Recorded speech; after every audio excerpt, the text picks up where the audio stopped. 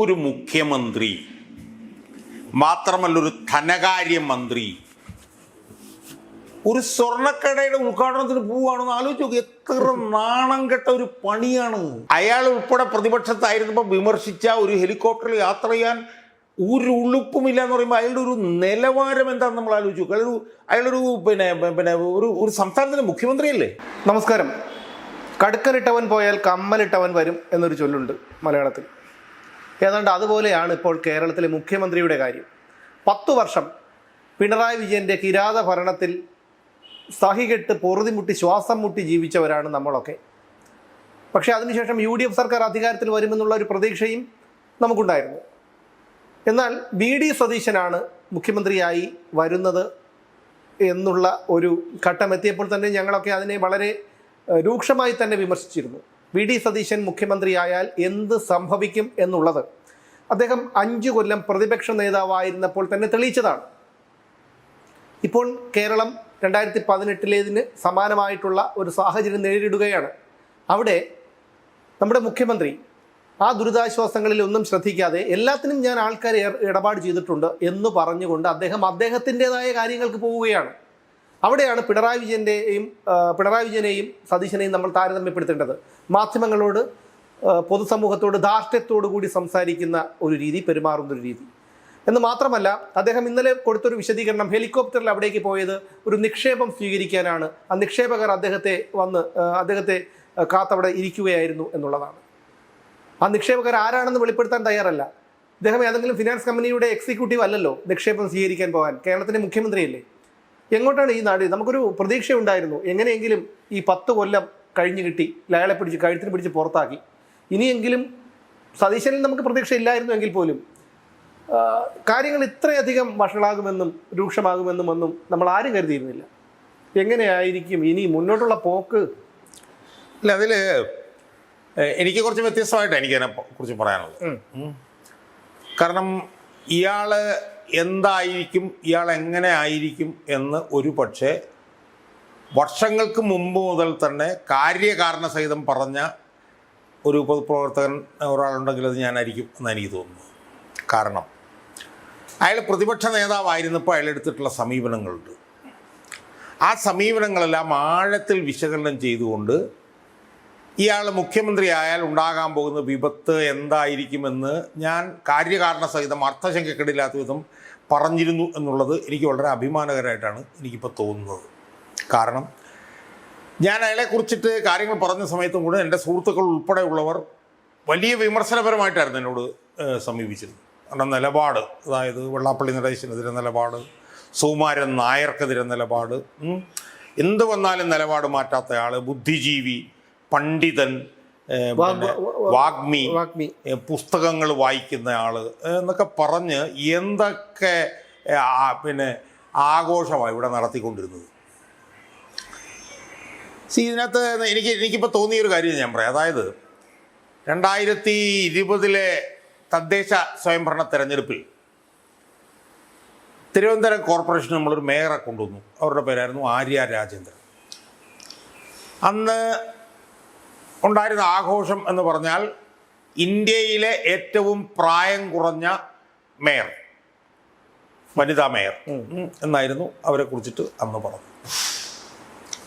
അവർ ഒന്ന് വലിയ ആഘോഷത്തിമിർപ്പിൽ അവർ മേയറായി ഏതാണ്ടൊരു 5-6 മാസം കഴിഞ്ഞപ്പോൾ മുതൽ നമുക്കുണ്ടായൊരു അനുഭവമുണ്ട്. ഞാൻ അതിൻ്റെ അനുഭവത്തിൻ്റെ വിശദാംശങ്ങളിലേക്കൊന്നും ഞാൻ പോകുന്നില്ല.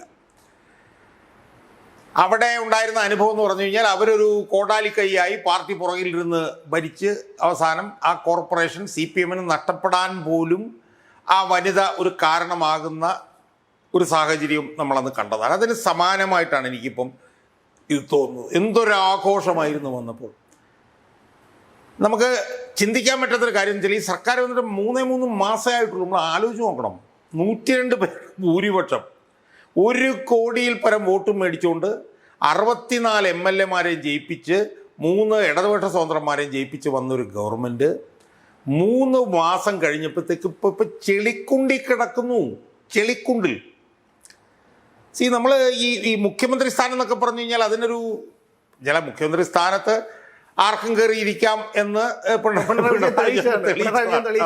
അതെ, കനകസിംഹാസനത്തിൽ എന്ന് പറഞ്ഞു. പക്ഷെ മുഖ്യമന്ത്രി സ്ഥാനത്തേക്ക് പിണറായി വിജയൻ ഇരിക്കാമെന്ന് തെളിയിച്ചതുപോലെ മുഖ്യമന്ത്രി സ്ഥാനത്ത് VD സതീശനും വേണമെങ്കിൽ ഇപ്പൊ ഇരിക്കാം എന്ന് തെളിയിച്ചു എന്നിപ്പോൾ തെളിയിച്ചിരിക്കുകയാണ്. നമ്മളൊന്ന് ആലോചിച്ച് നോക്കേണ്ടത്, ഇപ്പോൾ ഈ അടുത്ത് നടന്ന 3 സംഭവങ്ങൾ പറയാനാണ് ഞാൻ ആഗ്രഹിക്കുന്നത്. ഒന്ന്, പ്രളയസമാനമായ സാഹചര്യം ഉണ്ടാകുമ്പോൾ ഹെലികോപ്റ്ററിൽ സ്വകാര്യ ചടങ്ങുകൾക്ക് യാത്ര ചെയ്തു. ഇപ്പം എന്തൊക്കെ പറഞ്ഞാലും സ്വകാര്യ ചടങ്ങ് തന്നെയാണ്. ഇപ്പം നിക്ഷേപകരെ കാണാൻ പോയെന്ന് പറഞ്ഞാൽ സ്വകാര്യ ചടങ്ങാണ് എന്ന് മാത്രമല്ല, ഈ നിക്ഷേപകരെ കാണാൻ പോകുന്നു എന്നുള്ളത് അയാളുടെ മുഖ്യമന്ത്രിയുടെ ഓഫീസ് കൊടുത്തിട്ടുള്ള അയാളുടെ യാത്രാ പരിപാടിയുണ്ട്, അതിലില്ല. അപ്പോൾ പ്രളയസമാനമായൊരു സാഹചര്യം നിലനിൽക്കുമ്പോൾ താൻ ഔദ്യോഗികമല്ലാത്ത സ്വകാര്യ പരിപാടികൾക്ക് ഹെലികോപ്റ്ററിൽ യാത്ര ചെയ്താൽ അത് വിമർശനമാവില്ലേ എന്നുള്ള ഒരു ബോധ്യം എന്തുകൊണ്ടാണ് VD സതീശന് ഉണ്ടാവാതെ പോകുന്നത്? ഇപ്പോൾ 8 പേര് കാണാതെ 8 പേര് മരിച്ചു എന്നൊക്കെ പറഞ്ഞിട്ടുള്ള വലിയ പ്രളയസമാനമായിട്ടുള്ള സാഹചര്യങ്ങൾ ഉള്ളപ്പോൾ അയാൾക്ക് വേണമെങ്കിൽ ഹെലികോപ്റ്റർ ഉപയോഗിക്കാമായിരുന്നു. എങ്ങനെ ഹെലികോപ്റ്റർ ഉപയോഗിക്കാമായിരുന്നു? ആ പ്രളയസമാനമായിട്ടുള്ള സാഹചര്യങ്ങളിലേക്ക് ചെന്നെത്താൻ വേണ്ടിയിട്ട് അയാൾ ഹെലികോപ്റ്റർ ഉപയോഗിച്ചിരുന്നെങ്കിൽ ആരെങ്കിലും ഇതിനെ കുറ്റപ്പെടുത്തുമോ? ഇല്ല. നമ്മൾ സത്യം പറഞ്ഞു കഴിഞ്ഞാൽ ഈ പ്രളയം നടത്തുന്നതുമായി ബന്ധപ്പെട്ട സമയമൊക്കെ വരുമ്പോൾ നമ്മൾ ഉമ്മൻചാണ്ടിയെ കുറിച്ചിട്ട് ഓർക്കുക. എനിക്ക് തോന്നുന്ന പ്രളയം കത്തി നിൽക്കുന്ന സമയത്ത് ഞാൻ ഉമ്മൻചാണ്ടി എന്ന് പ്രതിപക്ഷ നേതാവാണ്. ഞാൻ എന്തോ ആവശ്യത്തിന് രാവിലെ 6 മണിക്കോ 7 മണിക്കോ അവരുടെ വീട്ടിലെത്തിയപ്പോൾ കാണുന്ന ഒരു ബനിയന് വിട്ടിട്ട് ഷർട്ടിലെ ബട്ടൺ പോലും ഇല്ലാതെ അങ്ങോട്ടും ഇങ്ങോട്ടും ഇങ്ങനെ നടക്കുക. ഞാൻ ചോദിച്ചു, എന്ത് പറ്റി സാറേ ഇത്? അല്ല ഷാജാനെ, നമുക്കൊരു 10-200 പേര് എറണാകുളത്ത് നിൽക്കുകയാണ്. ഇങ്ങനെ അങ്ങോട്ട് വെള്ളം ഇങ്ങനെ അടിച്ച് അവരുടെ വീടുകളിലേക്ക് കയറി, നമുക്ക് അവരെ രക്ഷപ്പെടുത്താൻ വേണ്ടിയിട്ട് കുറേ ഫിഷിംഗ് ബോട്ടുകൾ കിട്ടാൻ എന്തെങ്കിലും വഴിയുണ്ടോ? അയാൾ എന്നോട് ചോദിക്കുകയാണ്. ഒരിക്കലും ഉമ്മൻചാണ്ടി സാറിന്റെ പേര് പോലും ഇവരുമായിട്ട് താരതമ്യപ്പെടുത്തരുത്. പറഞ്ഞ് ചെയ്യാൻ പാടില്ല. പക്ഷെ ഞാൻ പറഞ്ഞത് എനിക്ക് അന്ന് തോന്നിയൊരു വികാരം എന്ന് പറഞ്ഞു കഴിഞ്ഞാൽ, ഒരു 10-100-200 പേര് നിൽക്കുന്നു, അവരുടെ വീടുകളിലേക്ക് ഇങ്ങനെ വെള്ളം അടിച്ചു കയറി വരുമ്പോൾ അവരുടെ മുഖത്തുണ്ടാവുന്ന ഒരു ആശങ്ക ഉണ്ടല്ലോ, അതാണ് എനിക്ക് ഈ മുഖ്യമന്ത്രിയുടെ നേതൃത്വത്തിൽ പറഞ്ഞപ്പോൾ എനിക്ക് തോന്നിയത്. മനസ്സിലായി, അതുപോലൊരു മനുഷ്യൻ ഇരുന്ന ഒരു കസേരയിൽ അതേ പാർട്ടിയിലെ തന്നെ നിലപാടുകളുടെ രാജകുമാരൻ എന്നും പട നയിക്കുന്നവന്നെ നാട് നയിക്കട്ടെ എന്നും പറഞ്ഞ് വന്ന് കയറിയ ഒരുത്തന് ഇത്രയും ലജ്ജയും ഉളുപ്പുമില്ലാതെ എങ്ങനെ ഇത് ചെയ്യാൻ പറ്റുന്നു? എന്നിട്ട് അയാൾ പത്രസമ്മേളനത്തിൽ ഇരുന്ന് പറയണം, ഞാൻ എല്ലാവർക്കും നിർദ്ദേശം കൊടുത്തു, ഞാൻ കളക്ടർക്ക് നിർദ്ദേശം കൊടുത്തു, ഞാൻ മന്ത്രിമാർക്ക് നിർദ്ദേശം കൊടുത്തു. മുതലാളിയാണോ? അല്ല, ഞാൻ പറഞ്ഞത് ഇതൊക്കെയാണോ അയാൾ പറയേണ്ടത്? ഞാൻ ചോദിക്കുന്ന, അയാൾ ഈ പ്രളയസമാനമായ സാഹചര്യങ്ങളിലേക്ക് പോയി ആ ഹെലികോപ്റ്ററിൽ അവിടെ ചെന്ന് അയാൾ നേരിട്ട് അവിടുത്തെ പുനരധിവാസ പ്രവർത്തനങ്ങളിൽ അയാൾ ഇടപെട്ടിരുന്നെങ്കിൽ അയാളെ എല്ലാവരും എടുത്ത് തോളെ വെക്കില്ലായിരുന്നോ? ഇപ്പോൾ ഏതോ ഒരു പഴകുളം മധു എന്ന് പറഞ്ഞിട്ടൊരു MLA കൈലിയെ കൊടുത്ത് ഷൂ കിട്ടുന്നു, അതുപോലെ ഇയാൾ ചെയ്തിരുന്നെങ്കിലോ? അല്ല, അതുപോലെ ചെയ്യണമെന്ന് പറയണ്ട, പക്ഷേ പറയുന്നില്ല. പക്ഷേ ഈ ഒരു മുഖ്യമന്ത്രി എന്നുള്ള നിലയിൽ സമാനമായിട്ടുള്ള പല സാഹചര്യങ്ങളും നമ്മൾ നേരിട്ടതാണ്. അവിടെ അദ്ദേഹത്തിന്റെ ഒരു പങ്കാളിത്തം ആവശ്യമാണ്. അപ്പോൾ അതില്ലാതെ ചെന്നിരുന്നിട്ട് ഇതുപോലെയുള്ള കാര്യങ്ങളൊക്കെ കാണിച്ച് ഇനി അങ്ങനെ പോയില്ലെന്ന് തന്നെ ഇരിക്കട്ടെ. ദുരന്ത നിവാരണ അതോറിറ്റിയുടെ ചെയർമാനാണല്ലോ. അയാൾക്ക് ആ ദുരന്ത നിവാരണ അതോറിറ്റിയുടെ ഓഫീസിൽ പോയിരുന്ന് അവിടെ ഇരുന്ന് നേരിട്ട് ഇത് കോർഡിനേറ്റ് ചെയ്തുകൂടെ? അതിന് പകരം ഇയാൾക്ക് ഇത്രയും ഗുരുതരമായൊരു സാഹചര്യം സംസ്ഥാനത്ത് നിലനിൽക്കുമ്പോൾ അയാൾക്ക് സ്വകാര്യ ചടങ്ങുകളിൽ അയാൾ ഉൾപ്പെടെ പ്രതിപക്ഷത്തായിരുന്നപ്പോൾ വിമർശിച്ച ഒരു ഹെലികോപ്റ്ററിൽ യാത്ര ചെയ്യാൻ ഒരു ഉളുപ്പുമില്ല എന്ന് പറയുമ്പോൾ അയാളുടെ ഒരു നിലവാരം എന്താണെന്ന് നമ്മൾ ആലോചിച്ചു. അയാളൊരു ഒരു സംസ്ഥാനത്തിൻ്റെ മുഖ്യമന്ത്രിയല്ലേ, ഒരു മന്ത്രി പോലുമല്ല, സംസ്ഥാനത്തിൻ്റെ മുഖ്യമന്ത്രിയല്ലേ. എന്തുമാത്രം ആഗ്രഹത്തിൻ്റെ ആവേശത്തിൻ്റെ അടിസ്ഥാനത്തിൽ വന്ന ആളാണ് അയാൾ. ഇത്ര തറ നിലവാരത്തിലുള്ളൊരു മനുഷ്യനാണ്. നമ്മളൊരു കാര്യം പറയാതിരിക്കാൻ വയ്യ. കാരണം അന്ന് സതീശൻ മുഖ്യമന്ത്രി ആകാൻ വേണ്ടി ഹൈക്കമാൻഡിനോ അല്ലെങ്കിൽ മറ്റുള്ളവർക്ക് ഈ പാർട്ടിയുമായി ബന്ധപ്പെട്ട ആർക്കും താല്പര്യമില്ലായിരുന്നു. പക്ഷേ ജനങ്ങളാണ് പിന്തുണ നൽകിയത്, ലീഗും ജനങ്ങളും. ലീഗ് ആദ്യം തന്നെ തള്ളി, ഇനി തള്ളാനുള്ളത് ജനങ്ങളാണ്. ജനങ്ങൾ തള്ളാനുള്ള ഒരു ഓരോ പ്രവൃത്തിയാണ് ഈ ഓരോ ദിവസവും അദ്ദേഹത്തിന്റെ ഭാഗത്ത്. അല്ല, എനിക്ക് തോന്നുന്നു ജനം പൂർണ്ണമായി തള്ളി കഴിഞ്ഞിരിക്കുന്നു എന്നാണ് എനിക്ക് തോന്നുന്നു. ഇനി ഒന്നാമത്തെ കാര്യം. രണ്ടാമത്തെ കാര്യം, ഇയാള് ഈ പ്രളയ സമാനമായ സാഹചര്യം ഉള്ളപ്പോൾ ഒരു മുസ്ലിം ലീഗ് നേതാവിൻ്റെ വീട്ടിൽ പോയി ഒരു 100 വിഭവങ്ങൾക്ക് മുന്നിൽ ഇരുന്ന് ഭക്ഷണം കഴിക്കാൻ പാടുണ്ടായിരുന്നോ? നമ്മൾ ഇതേ കാര്യം പറഞ്ഞല്ലേ, പിന്നെ പിണറായി വിജയനെ വിമർശിച്ചത്. നവകേരള സദസ്സ് പഞ്ചനക്ഷത്ര സദ്യ എന്നാണ് ഞാൻ. നവകേരള സർക്കിട്ടിൽ മാത്രമല്ല അല്ലാതെയും അദ്ദേഹം പോയിട്ട് ഇരുന്ന ചിത്രങ്ങൾ പ്രചരിക്കുന്നുണ്ട്. പിണറായി ഏതാണ്ട് അതിന് സമാനമാണ്. ഞാനത് സോഷ്യൽ മീഡിയയിൽ പിണറായി വിജയൻ ഈ ഭക്ഷണം കഴിക്കുന്നതും സതീശ ഭക്ഷണം കഴിക്കുന്നതും നമ്മളുടെ പടം ഞാൻ കണ്ടപ്പോൾ രണ്ടും ഏതാണ്ട് ഉറ്റുപോലെയാണ് ഇരിക്കുന്നത്. മനസ്സിലായി?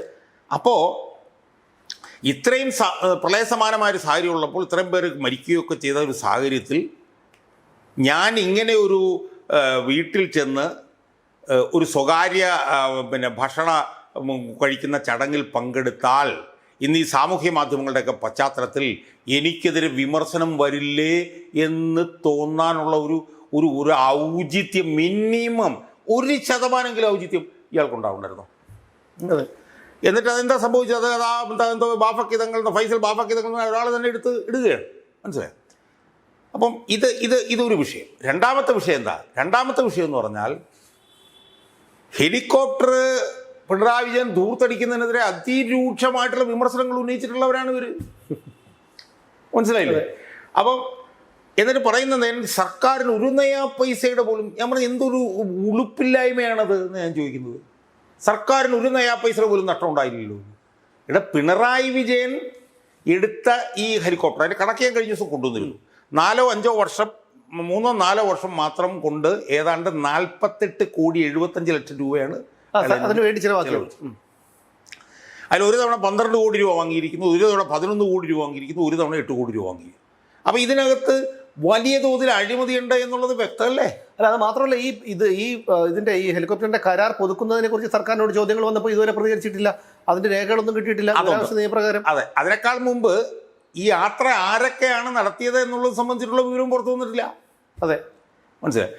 അപ്പം എന്തെങ്കിലും ഒരു ഉളുപ്പോ ലജ്ജയും എവിടെയെങ്കിലും ശരീരത്തിൽ ബാക്കി ഉണ്ടായിരുന്നെങ്കിൽ എന്താ ചെയ്യേണ്ടിയിരുന്നത്? ഞങ്ങൾ ഈ ഹെലികോപ്റ്ററിൻ്റെ കരാറ് ഞങ്ങൾ റദ്ദാക്കുന്നു, ഈ ഹെലികോപ്റ്റർ ഉപയോഗിച്ച് പിണറായി വിജയൻ പണം ധൂർത്തടിക്കുകയാണ് ചെയ്തിട്ടുള്ളത് എന്ന് പറയാനുള്ള സാമാന്യ മര്യാദ വേണ്ടേ? സാമാന്യ മര്യാദ. അതിനു പകരം ഇപ്പോഴും ഈ കരാർ റദ്ദാക്കി എന്നുള്ളത് പറഞ്ഞിട്ടില്ല. ഞാൻ മനസ്സിലാക്കുന്നത് DGP ഈ കരാറ് പുതുക്കണം എന്ന് പറഞ്ഞുകൊണ്ട് സർക്കാരിലേക്ക് കത്തയച്ചിരിക്കുകയാണെന്ന് ഞാൻ മനസ്സിലാക്കുന്നത്. അപ്പോൾ ഞാൻ പറഞ്ഞല്ലോ അപ്പോൾ അതുകൊണ്ട് ഇയാൾ ഈ പറഞ്ഞ പോലെ ഇത്രയേ ഉള്ളൂ, പൊള്ളയാണ് ഇയാൾ. മനസ്സിലായി? കൃത്രിമമായി കെട്ടിപ്പൊക്കിയതാണ് ഇയാൾ. അപ്പോൾ VS ഒന്നും കൃത്രിമമായി കെട്ടിപ്പൊക്കിയതല്ല. അതുകൊണ്ടാണ് VS നമ്മുടെ മനസ്സിൽ ഇപ്പോഴും നിൽക്കുന്നത്. ഇയാൾ കൃത്രിമമായി മാനുഫാക്ചർ ചെയ്തൊരു കൺസെൻറ്റാണ് ഇയാളുടെ ഭാഗമാണ്. അതുകൊണ്ടാണ് ഇയാൾ പൊട്ടിപ്പൊളിഞ്ഞ്. അത് മാത്രമല്ല, പിണറായി വിജയനെ കുറിച്ച് നമുക്കൊരു മുൻധാരണയുണ്ട്. അയാളുടെ ധാർഷ്ട്യവും അഹങ്കാരം ഇതെല്ലാം നമ്മൾ വർഷങ്ങളായി കണ്ടുകൊണ്ടിരിക്കുന്നത് കൊണ്ട് നമുക്കറിയാം അയാളുടെ ഏതുവരെ പോകുന്നുള്ള കാര്യത്തിൽ ഏകദേശം ധാരണ നമുക്കുണ്ട്. പക്ഷേ ഇതെന്ന് പറഞ്ഞാൽ ചിരിച്ചുകൊണ്ട് കഴുത്തറക്കെന്ന് പറയുന്നത് പോലെയാണ് ഈ VD സതീശൻ്റെ ഒരു പെരുമാറ്റം. ഇതൊക്കെ നമ്മൾ മുമ്പേ പറഞ്ഞ കാര്യങ്ങളാണ്. ഞാൻ പറഞ്ഞു ഇതൊക്കെ പഴയ കാലം പോലല്ല. സാമൂഹ്യ മാധ്യമങ്ങളിലൊക്കെ ആളുകൾ ഇത് കാണുന്നുണ്ട്, അവർ തീരുമാനിക്കുന്നുണ്ട്. ഇയാളോട് ഏറ്റവും കൂടുതൽ വെറുപ്പും അറപ്പും ഇയാളെ മുഖ്യമന്ത്രി സ്ഥാനത്തേക്ക് കയറ്റിയവർക്കാണ് എന്നുള്ളതാണ്.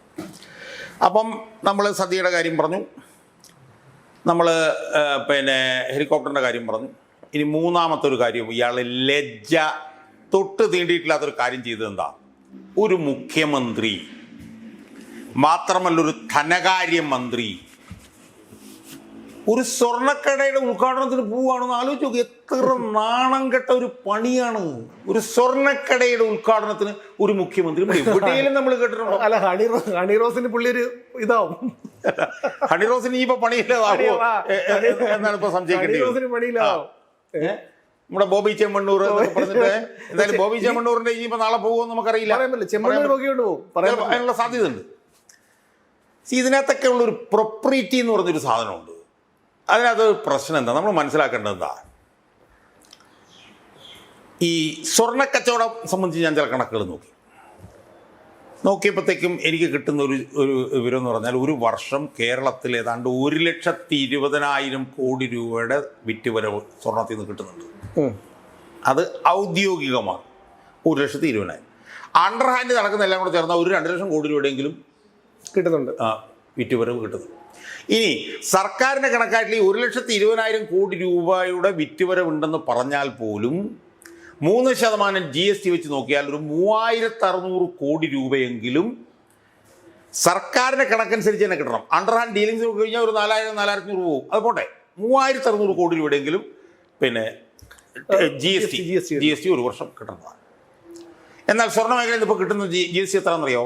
600 കോടി. 3600 കോടി രൂപ കിട്ടേണ്ടടുത്ത് 600 കോടി രൂപ. അപ്പോൾ അതിഭീകരമായിട്ടുള്ള പിന്നെ കൊള്ള വെട്ടിപ്പ് നടക്കുന്ന ഒരു മേഖലയാണ് സ്വർണ്ണ മേഖല. ആ സ്വർണ്ണ മേഖലയിൽ ഏറ്റവും കൂടുതൽ വെട്ടിപ്പിന് മുന്നിൽ നിൽക്കുന്നത് വലിയ സ്വർണ്ണ കച്ചവടക്കാരാണെന്നുള്ളത് ആർക്കാണ് അറിയാൻ പാടില്ല. ഞാൻ അവരുടെ പേരുകളൊന്നും പറയുന്നില്ല. അതായത് ഈ സ്വർണ്ണ മേഖലയിൽ ഇപ്പോൾ ഉണ്ടായിക്കൊണ്ടിരിക്കുന്ന മാറ്റം എന്താണെന്നറിയോ? നമ്മളൊരു 10 വർഷം മുമ്പ് നോക്കുകയായിരുന്നെങ്കിൽ ഒരു 100 കണക്കിന് സ്വർണ്ണ വ്യാപാരികൾ, ജ്വല്ലറികൾ ഇവിടെ ഉണ്ടായിരുന്നു. 100 കണക്കിന്, ചെറുതും വലുതും. ഇപ്പം എന്താ സംഭവിച്ചിരിക്കുന്നത് വെച്ചാൽ സ്വർണ്ണ കച്ചവട മേഖല കംപ്ലീറ്റ് ഒരു 8-10 അല്ലെ 10-15 വലിയ സ്വർണ്ണ കച്ചവടക്കാരിൽ ചുരുങ്ങിയിരിക്കുക. മനസ്സിലായി? അവരാണിപ്പം ഈ പറഞ്ഞ സ്വർണ്ണ കച്ചവട മേഖലയിൽ ഒരു 70-80% അവരാണ് നിയന്ത്രിക്കുന്നത്. അവരുടെ കംപ്ലീറ്റ് കൺട്രോളിലേക്ക് വന്നു. ചെറുകിട ഇടത്തരം കച്ചവടക്കാരെല്ലാം പണി നിർത്തി പോയി. അപ്പോൾ ആ സ്വർണ്ണ കച്ചവടക്കാരുടെ നേതൃത്വത്തിലാണ് ഈ അതിഭീകരമായിട്ടുള്ള കൊള്ള നടക്കുന്നത്. മനസ്സിലായോ? അപ്പം അവരുടെ കൂട്ടത്തിൽ കൂട്ടാവുന്ന ഒരു വലിയ സ്വർണ്ണ കച്ചവടക്കാരാണ് ഈ ഇടിമണിക്കൽ ജ്വല്ലറീസ് എന്ന് പറയുന്നത്. ആ ഇടിമണിക്കൽ ജ്വല്ലറീസ് പിന്നെ എത്ര കോടി രൂപ ടാക്സ് കൊടുക്കണം, എത്ര കോടി രൂപ കൊടുക്കുന്നുണ്ടെന്നുള്ളത് ഇനി കണ്ടുപിടിക്കേണ്ടിയിരിക്കുന്നു. അവരും ഈ പറഞ്ഞ പോലെ വലിയ തട്ടിപ്പ് അവർ നടത്തുന്നുണ്ടാവുന്നുള്ള കാര്യത്തിൽ ആരും സംശയമില്ല. കാരണം ഇത് വളരെ വ്യാപകമാണ് ആ മേഖലയിൽ. സ്വാഭാവികമായും ഈ 3600 കോടി രൂപയുടെ നികുതി കിട്ടേണ്ടടുത്ത് 600 കോടി രൂപ മാത്രം കിട്ടുന്ന ഒരു മേഖലയിലെ ഒരു പ്രധാനപ്പെട്ട സ്വകാര്യ സ്വർണ്ണ കച്ചവട കമ്പനിയുടെ ഉദ്ഘാടനത്തിന് മുഖ്യമന്ത്രി എന്ന് മാത്രമല്ല ധനകാര്യമന്ത്രി, അല്ല അവിടെ പിണറായി വിജയൻ പോലും ഇത്രയും വലിയൊരു ഗതികെട്ട പണി കാണിച്ചിട്ടില്ല. പക്ഷേ മന്ത്രിമാരൊക്കെ പോയാൽ നമുക്ക് മനസ്സിലാക്കാം. അപ്പം നാളെ ഈ ഇടിമണിക്കൽ ജ്വല്ലറിയുടെ ഒരു വിഷയം വന്നു കഴിഞ്ഞാൽ ഇയാൾക്ക് എങ്ങനെ സ്ട്രേറ്റ് ഫോർവേഡ് ആയിട്ട് ഇയാൾക്ക് ഇടപെടാൻ പറ്റും? അതിൽ ഇടപെടില്ലല്ലോ. അയാൾ ഇതിപ്പോൾ ഈ പറഞ്ഞതുപോലെ ഉരുണ്ട് കളിക്കും, ഇപ്പോൾ കളിക്കുന്നത് പോലെ ഉരുണ്ട് കളിക്കും, അത്രേ ഉള്ളൂ. അപ്പം അവിടെയും അയാൾക്ക് ലജ്ജ ഉളുപ്പില്ല എന്ന് പറയാൻ കാര്യം എന്താ? ഞാനൊരു മുഖ്യമന്ത്രിയാണ്, ഞാനൊരു ധനകാര്യമന്ത്രിയാണ്, സ്വർണ്ണ കച്ചവട മേഖലയിൽ വലിയ നികുതി വെട്ടിപ്പ് നടന്നുകൊണ്ടിരിക്കുകയാണ്. അപ്പോൾ സ്വാഭാവികമായി ഞാനൊരു സ്വർണ്ണ കച്ചവട ഒരു സ്ഥാപനത്തിൻ്റെ ഉദ്ഘാടനത്തിന് പോയാൽ എനിക്കെതിരെ വിമർശനം വരില്ലേ എന്ന് ചിന്തിക്കാനുള്ള സാമാന്യ യുക്തി പോലും ഇയാളുടെ ഈ തലയ്ക്കകത്തില്ല. അല്ല, അതാണ് ഞാൻ ചോദിക്കുന്നത്. ഒരു കാര്യം കൂടെ, കാരണം ഇദ്ദേഹം പോകുമ്പോൾ ഈ വാഹനത്തിൻ്റെ ചിലവ്, അതുപോലെ തന്നെ എക്സ്പോർട്ടിൻ്റെ ചിലവ്, ഒരുപാട് പൈസ സർക്കാരിൻ്റെ ഖജനാവിൽ നിന്ന് ചിലവാകും. എന്തിനാണ് ഒരു സ്വകാര്യ വ്യക്തിക്ക് വേണ്ടി ഇത്രയും പണം ചിലവാക്കി ഈ നിർണായക ഘട്ടത്തിൽ ഇയാൾ പോയെന്നുള്ളതാണ്. ഈ പൊതു ഖജനാവിലേക്ക് വരുന്ന ഇത്രയും ചിലവായ വണ്ടികളുടെ ഡീസലും അതിൻ്റെ ചെലവിനൊക്കെ അപ്പുറത്ത്, അല്ല ഞാൻ അതൊക്കെ ഉണ്ടില്ലെന്ന് ഞാൻ പറയുന്നില്ല.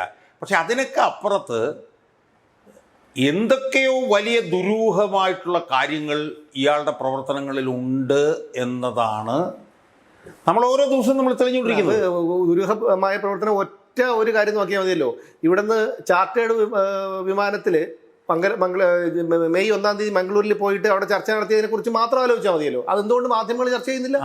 അത് തന്നെ ഏറ്റവും വലിയ ദുരൂഹത. അപ്പോൾ അവിടെ നമ്മൾ എടുത്തു നോക്കുമ്പോഴത്തേക്കും എന്തൊക്കെയോ ദുരൂഹതകൾ ഇതിനകത്തുണ്ട് എന്നുള്ളതുണ്ട്. 2, ഇയാളുടെ ഒരു കാഴ്ചപ്പാടുകൾ തന്നെ അടിസ്ഥാനപരമായിട്ടുള്ള ഒരു വൈകല്യം ഇതിലുണ്ട് എന്നുള്ളത് നമ്മൾ മനസ്സിലാക്കുക. ഇയാൾ സത്യത്തിൽ നമ്മളൊന്ന് ആലോചിച്ച് നോക്കുകയും, പിണറായി വിജയൻ പോലും അന്ന് പിന്നെ പ്രളയം വന്നപ്പോൾ എന്താ ചെയ്തത്? അയാളുടെ പ്രതിച്ഛായ വർദ്ധിപ്പിക്കാനുള്ള പണിയാണെന്ന് ചെയ്തത്. ഇല്ലേ, ഓർമ്മയില്ലേ? ക്യാമ്പയിനും എല്ലാ ദിവസവും പത്രസമ്മേളനവും എന്ന് പറഞ്ഞതുപോലെ ഈ പ്രളയം, ഞാൻ പറഞ്ഞത് ഒരർത്ഥത്തിൽ ഇയാളൊരു പൊട്ടനാണെന്നാണ് ഞാൻ പറയുന്നത്. ഇയാൾ യഥാർത്ഥത്തിൽ ഈ പ്രളയ സമാനമായ സാഹചര്യം വരുമ്പോഴത്തേക്ക് ഇയാളുടെ പ്രതിച്ഛായ വർദ്ധിപ്പിക്കാനുള്ള പണിയല്ലായിരുന്നു.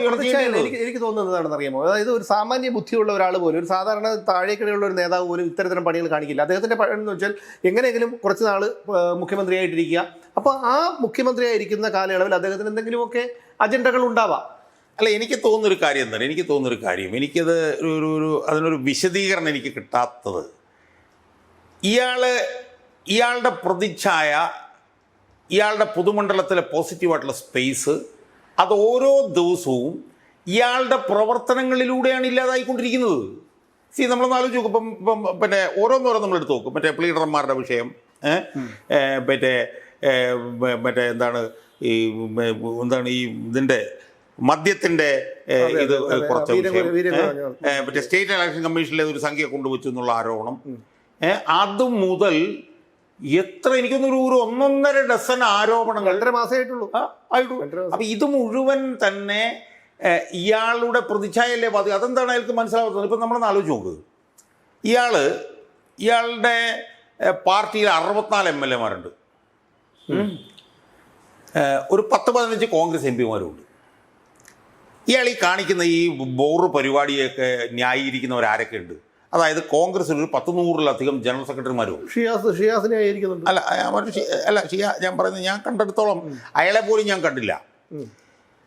യഥാർത്ഥത്തിൽ ഇയാൾ ഇത്രയും കൂടുതൽ വിഷയം വന്നപ്പോൾ ഇയാളെ ന്യായീകരിച്ചു ആകെ 3 ജനറൽ സെക്രട്ടറിമാരാണ്. നമ്മൾ നേരത്തെ പറഞ്ഞ പോലെ BRM ഷഫീർ ഇവിടുന്ന്, ഒരാൾ തിരുവനന്തപുരത്ത് നിന്ന്, ഒരു രാജു P. നായർ എറണാകുളത്ത് നിന്ന്, ഒരാൾ കോഴിക്കോട് നിന്ന്. മനസ്സിലായില്ലേ? ഇനി ഒരു MLA ഇയാളെ ന്യായീകരിച്ചു വന്നാരാന്നറിയാം. പൊന്നാനി ജയിച്ചു ഒരു നൗഷാദ് അലി എന്ന് പറഞ്ഞൊരുത്തനുണ്ട്. ഒരൊറ്റ MLA ആണ്. പിന്നെ മുരളീധരനൊക്കെ ഇടയ്ക്ക് കിടന്നിട്ട് എന്തൊക്കെ വെച്ച് കിടന്ന് ന്യായീകരിക്കും.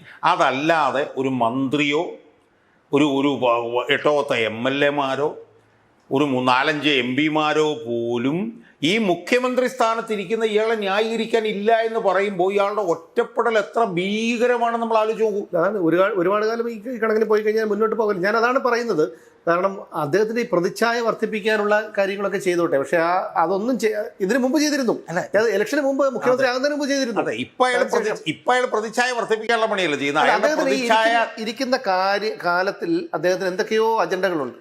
അതോടുകൂടി പുള്ളി അപ്പം അതുകൊണ്ട് നമ്മൾ കൂടുതൽ ചർച്ച ചെയ്ത കാര്യം എനിക്ക് തോന്നുന്നത്, ഈ മുഖ്യമന്ത്രി സ്ഥാനത്തിന് താൻ യോഗ്യനല്ല എന്ന് അയാൾ ഓരോ ദിവസവും അയാളുടെ ഓരോ പ്രവർത്തനത്തിലൂടെ അയാൾ തെളിയിച്ചുകൊണ്ടിരിക്കുകയാണ്. അയാളിപ്പോൾ ചെയ്യുന്നത് എന്താണ്?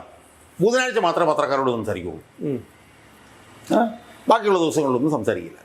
ഈ ബുധനാഴ്ച പത്രസമ്മേളനത്തിൽ എന്താ നടന്നുകൊണ്ടിരിക്കുന്നത്? ഇയാൾ ഉണ്ടാക്കുന്ന വിവാദങ്ങൾക്ക് മറുപടി പറയലാണ് ഈ പത്രസമ്മേളനം നടന്നുകൊണ്ടിരിക്കുന്നത്. അവിടെയും പത്രക്കാരോട് തർക്കുത്തരം പറയുക. അല്ല, അതുകൊണ്ട് അതയാളുടെ സ്വഭാവമാണ്. അതായത് പോസിറ്റീവായിട്ടൊരു കാര്യം, ക്രിയേറ്റീവായിട്ടൊരു കാര്യം, പ്രളയവുമായി ബന്ധപ്പെട്ട് ഇതൊന്നും അയാൾക്ക് പറയാൻ പറ്റുന്നില്ല. അയാൾക്ക് ആകെപ്പാടെ പറയാൻ പറ്റുന്ന എന്താണ്? അയാൾ ഉണ്ടാക്കിയ വിവാദങ്ങൾക്ക് അയാൾ കൊടുക്കുന്ന മറുപടി. മനസ്സിലായി? ഇതാണ് ഈ നടന്നുകൊണ്ടിരിക്കുന്നത്. നിർഭാഗ്യവശാൽ ഇവിടെ ഒരു പാർട്ടിയില്ല, കോൺഗ്രസ് പാർട്ടിയില്ല, KPCC ഇല്ല, പ്രസിഡന്റ് ഇല്ല, ഒന്നുമില്ല. അതുകൊണ്ട് ഇയാളുടെ ഈ തോന്നിയാസങ്ങളെല്ലാം ഇങ്ങനെ നടന്നുകൊണ്ടിരിക്കുകയാണ്. എന്തായാലും ഒരു കാര്യം ഉറപ്പായി, ഇയാളെ അധികാരത്തിൽ കൊണ്ടുവരാൻ വേണ്ടി പണിയെടുത്തവർക്കെല്ലാം ഇയാൾ കള്ളനാണയമാണ്, ഇയാളൊരു കപടനാണ്, ഇയാളൊരു ഇരട്ടത്താപ്പുകാരനാണ് എന്ന് 3 മാസത്തിനുള്ളിൽ തന്നെ അയാൾ തെളിഞ്ഞിരിക്കുന്നു. അയാൾ തെളിയിച്ചുകൊണ്ടിരിക്കുന്നു. ഓരോ ദിവസവും ഇതാണ് അയാൾ തെളിയിച്ചത്. ഇത് പിന്നെ വോട്ട് ചെയ്ത ജനങ്ങളുടെ ഒരു ഗതികേട് എന്ന് മാത്രമേ നമുക്ക് ഇപ്പോഴത്തെ ഒരു ഘട്ടത്തിൽ ഇതിനെക്കുറിച്ച് പറയാൻ കഴിയുള്ളൂ. തീർച്ചയായിട്ടും അത് വല്ലാത്തൊരു നിരാശയാണ് ഉണ്ടാക്കുന്നത് ഈ VD സതീശൻ്റെ. ഞങ്ങളൊക്കെ ആദ്യമേ പറഞ്ഞതാണ്. അതുകൊണ്ട് തന്നെ വലിയ നിരാശയൊന്നുമില്ല, പക്ഷേ ഇത്രയധികം താഴേക്ക് പോകുമെന്ന് ഒരിക്കലും കരുതിയില്ല. ഞാൻ ഒരു കാര്യങ്ങൾ പറഞ്ഞോട്ടെ. ഇപ്പോൾ അയാൾ അവിടെ പോയി പഞ്ചനക്ഷത്ര ഭക്ഷണം കഴിച്ചല്ലോ. അതിനയാൾ തന്നെ മറുപടി എന്നറിയാവോ? അയ്യോ, ഞാൻ ഇനി ഭക്ഷണം കഴിക്കില്ല. അത് മാത്രമല്ല, 2018 മുഖ്യമന്ത്രി എന്തൊരു ബാലിശമാണ് അയാളുടെ സമീപനം ആലോചിക്കുക. അയാളൊരു കേരളത്തിൻ്റെ ഭരണഘടനാ തലവനല്ലേ. അപ്പം അതുകൊണ്ട് ഈ പ്രതികരണങ്ങളെല്ലാം തന്നെ തീർത്തും ബാലിശമാണ്. അയാൾ ശരിക്കും എന്തായിരുന്നു ശരിക്കും പറയേണ്ടിയിരുന്നത്? ഞാൻ അങ്ങനെ ചെയ്യാൻ പാടില്ല, എന്നോട് ക്ഷമിക്കണം എന്ന് പറഞ്ഞിരുന്നെങ്കിൽ എത്രയോ മാന്യമാണ്. മനസ്സിലായി? അപ്പം അതുകൊണ്ട് തന്നെ ഇയാൾ നമുക്ക് ചേർന്നൊരു മുഖ്യമന്ത്രി അല്ല എന്നും ഇയാൾക്ക് അധികകാലം ഈ സ്ഥാനത്ത് ഭാവിയില്ല എന്നും ഇയാളുടെ പ്രവർത്തനങ്ങളിലൂടെ, ഇയാളുടെ ശത്രുക്കളുടെ അല്ല, ഇയാളുടെ പ്രവർത്തനങ്ങളിലൂടെ തെളിഞ്ഞു. അതെന്തറിയോ, അത് ഈ മുഖ്യമന്ത്രിയായിട്ട് മാത്രമല്ല, ഇത് ഈ പാർട്ടിയിൽ നിന്ന് പോലും VD സതീശൻ എന്നുള്ള ഒരു പേര് അപ്രത്യക്ഷമാകാനുള്ള കാര്യങ്ങളാണ് ഇപ്പോൾ ചെയ്തുകൊണ്ടിരിക്കുന്നത്. കാരണം മുഖ്യമന്ത്രിയാകാനായിട്ട് ചെയ്ത് കൂട്ടിയ കാര്യങ്ങളും ഒക്കെ നമുക്കറിയാം. ഹൈക്കമാൻഡിലുള്ള അതിർത്തി നമുക്കറിയാം, മുതിർന്ന നേതാക്കൾക്കുള്ള അതിർത്തി നമുക്കറിയാം. അപ്പോൾ ഇതെല്ലാം നമ്മൾ കണ്ടിട്ടാണ് ഈ സതീശൻ വന്നത്. അന്നൊക്കെ നമ്മൾ, കാരണം 5 വർഷം കൊണ്ട് താൻ ഒരിക്കലും പ്രതിപക്ഷ നേതാവായിരിക്കാൻ യോഗ്യനല്ല എന്ന് തെളിയിച്ച ഒരാളാണ് VD സതീശൻ. ആ VD സതീശന് മുഖ്യമന്ത്രിയായിരിക്കുമ്പോഴും ഒരു ചുക്കും ചെയ്യാൻ സാധിക്കില്ല എന്നുള്ള കാര്യം ഏത് മണ്ടനും അറിയാവുന്നൊരു കാര്യമാണ്. പക്ഷേ എന്തായിരുന്നാലും നമ്മുടെ ഗതികേട് കൊണ്ട് മുഖ്യമന്ത്രിയായി. എന്തായാലും ഈ ഇത്തരം നിലപാടെടുക്കുന്ന നേതാക്കന്മാരൊക്കെ ഇപ്പോൾ വീട്ടിലിരിക്കുന്ന ചരിത്രമാണുള്ളത്. പിണറായി വിജയനാണെങ്കിൽ കീറക്കടലാസിൻ്റെ വില പോലുമില്ല. ചെറിയൊരു അല്ലാത്തൊരു കടലാസാണെങ്കിൽ ഒന്ന് അറ്റം കീറി ചെവിയിലിട്ടൊന്ന് കറക്കെങ്കിലും ചെയ്യുമായിരുന്നു ചെവി അടിക്കുമ്പോൾ. ഇത് അതിന് പോലും ഇല്ലാത്തൊരു ഇതായിട്ട് പിന്നെ ഇയാൾ മാറിയിരിക്കുന്നു. CPM-ന്റെ വി ശിവൻകുട്ടിയും രാജീവും അടക്കമുള്ള നേതാക്കൾ മാറിയിരിക്കുന്നു. പാർട്ടി സെക്രട്ടറി ഗോവിന്ദൻ, ആര്യരാജേന്ദ്രൻ, അവരുടെ ഭർത്താവ് സച്ചിൻ ദേവ്, ഇവരെല്ലാവരും മാറിയിരിക്കുന്നു. ഇതെല്ലാം അവരുടെ പ്രവൃത്തിയുടെ ഫലം കൊണ്ടാണ് എന്ന് കൂടി മനസ്സിലാക്കണം. എന്തായാലും ഒരു കാര്യം ഉറപ്പാണ്, സതീശൻ ഒരിക്കലും തിരുത്താൻ കഴിയില്ല. അദ്ദേഹം അധികാരത്തിൻ്റെ ഒരു ലഹരി അദ്ദേഹത്തിൻ്റെ സ്ഥിരകളിൽ അത് പടർന്ന് പിടിച്ചിരിക്കുന്നു. അതുകൊണ്ട് തന്നെ ഒരിക്കലും തിരുത്താൻ കഴിയില്ല. ഇനി ജനങ്ങൾ തന്നെ തീരുമാനിക്കട്ടെ എന്താണ് ഉണ്ടാകുന്നതെന്ന്.